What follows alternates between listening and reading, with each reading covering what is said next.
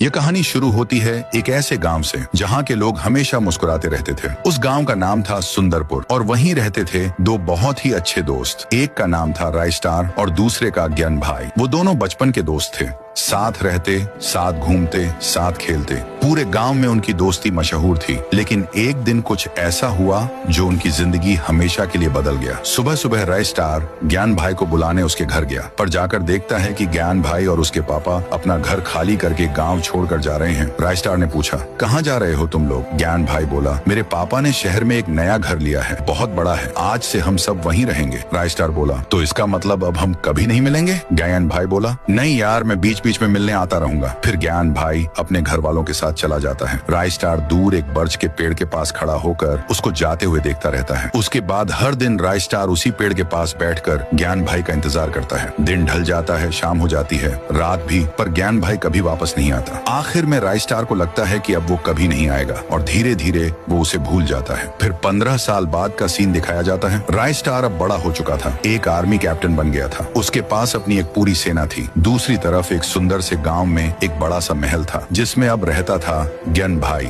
जो अब एक अमीर आदमी बन चुका था। उसके पास पैसों की कोई कमी नहीं थी, लेकिन एक मुश्किल थी जिसका नाम था विक्रम। विक्रम एक खतरनाक इंसान था। उसकी नजर ज्ञान भाई के पैसों पर थी। ज्ञान भाई इस वजह से हमेशा टेंशन में रहता था। फिर एक दिन वही होता है जिसका डर था। विक्रम और उसके गुंडे गांव पर हमला कर देते हैं। हर तरफ अफरा तफरी मच जाती है। गुंडे लोगों को मारने लगते हैं। ज्ञान भाई समझ जाता है अब उसका बचना मुश्किल है। वो तुरंत अपने एक आदमी से कहता है, इस गांव से बहुत दूर एक छोटा सा गांव है, वहाँ मेरा एक पुराना दोस्त रहता है, उसके पास जाओ और बोलो कि मुझे उसकी मदद चाहिए। वो आदमी बाइक लेकर निकल पड़ता है रायस्टार के गांव की तरफ। उधर दूसरी तरफ रायस्टार अपने आर्मी कैंप में सोल्जर्स को ट्रेनिंग दे रहा होता है। तभी एक लड़का आता है और कहता है, मुझे ज्ञान भाई ने भेजा है, हमारे गाँव में एक गुंडे ने हमला कर दिया है, अब सिर्फ आप ही हमारी मदद कर सकते हो। रायस्टार सब कुछ समझ जाता है और बिना समय गंवाए अपनी पूरी सेना लेकर निकल पड़ता है ज्ञान भाई को बचाने। इधर विक्रम ने ज्ञान भाई को पकड़ के जेल में डाल दिया होता है। विक्रम कहता है, अब तुझे कौन बचाएगा? तू गया।